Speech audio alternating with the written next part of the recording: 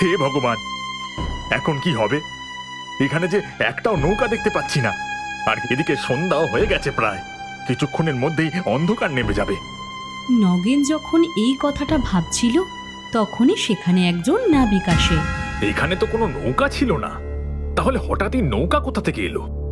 যাগ্গে, আর যাই হোক, অন্তত সন্ধ্যের আগে আমি নদীর ওপারে তো পৌঁছতে পারবো। নগেন ছিল অত্যন্ত গরিব। সংসারে ছিল সে এবং তার স্ত্রী। কঠোর পরিশ্রম করেও সে দিনে 2 বেলা খাবারের জোগাড় করতে পারত না। একদিন কাজের সময় নগেনের মালিক এসে তাকে বলে, নগেন, এই নাও তোমার টাকা। আর হ্যাঁ, কাল থেকে তোমাকে আর কাজে আসতে হবে না, বুঝলে? কেন বাবু, আমি কি কিছু ভুল করেছি? আরে না না, ব্যাপারটা হচ্ছে এখন থেকে আমার পুরো পরিবার শহরেই থাকবে। এই বলে নগেনের মালিক সেখান থেকে চলে গেলেও নগেন তো পুরোপুরি ভেঙে পড়ে। হে ভগবান, এখন কি হবে? কোনোভাবে কাজ করে টেনে টুনে সংসার চলছিল, এখন সেটুকু আর রইল না। আমি বাড়ি গিয়ে মালাকে কি বলবো?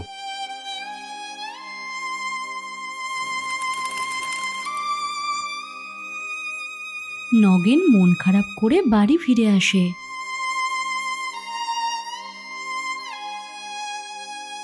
এবং মালা তাকে তাড়াতাড়ি বাড়ি আসার কারণ জিজ্ঞাসা করে। কি গো, আজ তুমি তাড়াতাড়ি চলে এলে?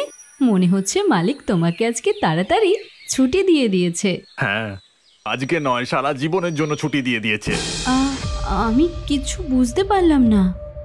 বাবু বলল আর কাজে আসতে হবে না, কারণ উনি ওনার পরিবারকে নিয়ে শহরে চলে যাচ্ছেন। এই শুনে মালা ভীষণ কান্নাকাটি শুরু করে। ভগবান, দুঃখ কি কম ছিল যে আরো বাড়িয়ে দিলে? তুমি চিন্তা করো না, আমি কালই আমার বন্ধুর সঙ্গে দেখা করব। সে অবশ্যই আমাকে কোনো একটা কাজ জোগাড় করে দেবে। সেদিন রাতে নগেন ও তার স্ত্রী সারাটা রাত 2 চোখের পাতা এক করতে পারেনি।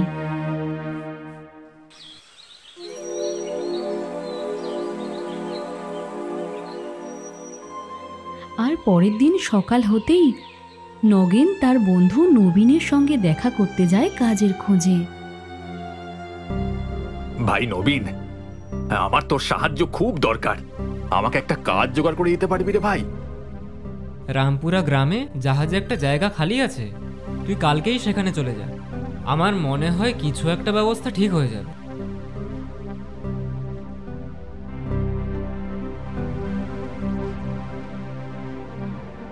পরের দিন নগেন জাহাজের মালিকের সঙ্গে দেখা করে, যিনি নগেনকে বলেন জাহাজ পরিষ্কারের বদলে তাকে টাকা এবং খাবার দেওয়া হবে। পরিষ্কারের কাজ? কিন্তু তাতে কিছু যায় আসে না, অন্তত টাকা সাথে সাথে দুমুঠো খেতেও তো পাবো। যতক্ষণ না আমি অন্য কোনো কাজ খুঁজে পাই ততক্ষণ এই কাজই ঠিক আছে। আর সেদিন থেকেই নগেন জাহাজ পরিষ্কারের কাজ শুরু করে। আর এভাবেই অনেকগুলো দিন কেটে গেলে এখানে এসে অনেক দিন হয়ে গেল, মালার কথাও মনে পড়ছে। এছাড়া আমি এখানে এত টাকা কামিয়েছি যে গ্রামে গিয়ে ছোটখাটো যে কোনো একটা ব্যবসা করতে পারবো, আর তাতেই আমি আর আমার স্ত্রী মালা আরামে সংসার করতে পারবো। না না, আমি আজকেই বাড়ি যাব। নগেন আর নিজেকে ধরে রাখতে পারল না।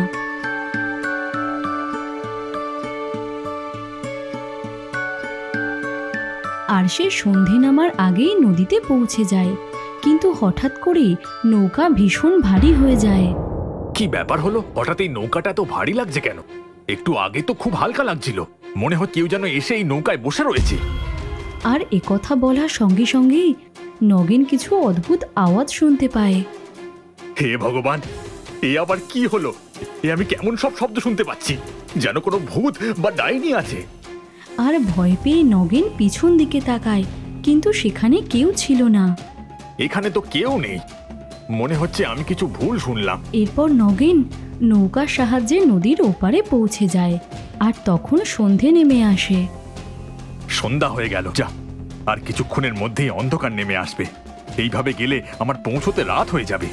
তাহলে বরং আমি ছোট রাস্তাটা ধরে যাই, তাহলে অন্ধকার হওয়ার আগেই আমি বাড়ি পৌঁছে যাব। হ্যাঁ,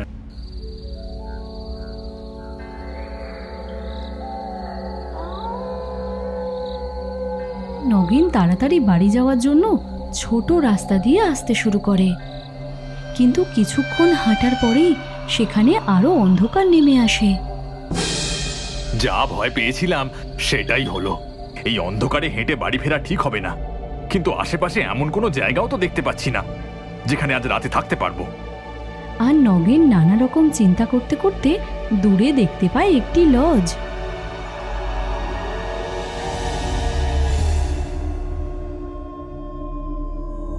ওখানে একটা লজ আছে, হয়তো আজ রাতে সেখানে থাকার জন্য ভালো জায়গা পাওয়া যেতে পারে। এরপর নগেন সেই লজে গেলেও সেখানে কাউকেই দেখতে পায় না। আজব ব্যাপার, এত বড় লজ আর একজনও নেই। আর তখনই সেখানে একজন অদ্ভুত ভয়ঙ্কর দেখতে লোক এসে নগেনকে বলে, বলুন স্যার, আমি আপনার কি সেবা করতে পারি? তুমি তুমি কে? তুমি তো এখানে ছিলে না, তাহলে কোত্থেকে এলে? স্যার, এখানেই ছিলাম, আপনি আমাকে দেখতে পাননি। আচ্ছা ঠিক আছে ঠিক আছে, আমার এক রাতের জন্য একটা ঘর লাগবে।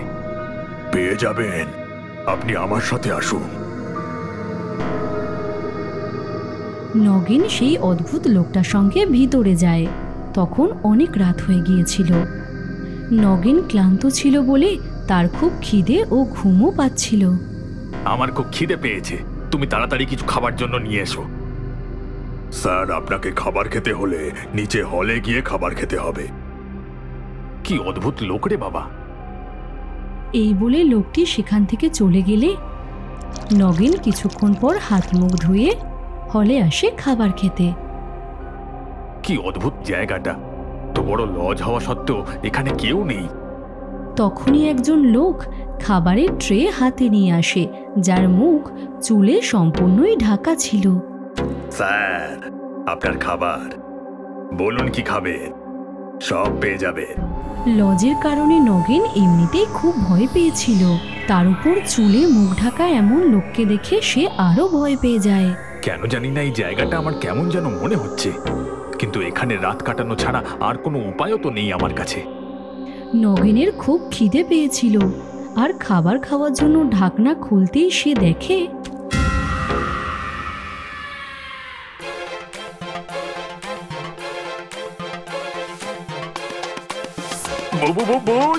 কেউ আছো, বাঁচাও বাঁচাও, আমাকে বাঁচাও। ঠিক তখনই সাদা পোশাক পরা একজন ভয়ঙ্কর লোক তার দিকে এগিয়ে আসছিল। তোমরা কে, আর কেন কেন আমার দিকে এগিয়ে আসছো? দেখো দেখো, আমি কিন্তু তোমাদের কোনো ক্ষতি করিনি, আমাকে আমাকে এখান থেকে যেতে দাও। একবার এই লজে যে ঢুকে পড়ে সে আর কখনো ফিরে যেতে পারে না, আর এখন তুইও যেতে পারবি না। আয় আমাদের কাছে আয়। না না না না না, তোমরা এটা করতে পারো না। বলো তোমরা কারা? কেন কেন কেন তোমরা আমায় মারতে চাও? কেন? তুই এখনো আমাদের চিনতে পারলি না যে আমরা কারা? আমরা সবাই মরে গেছি, এখন তুইও মরবি।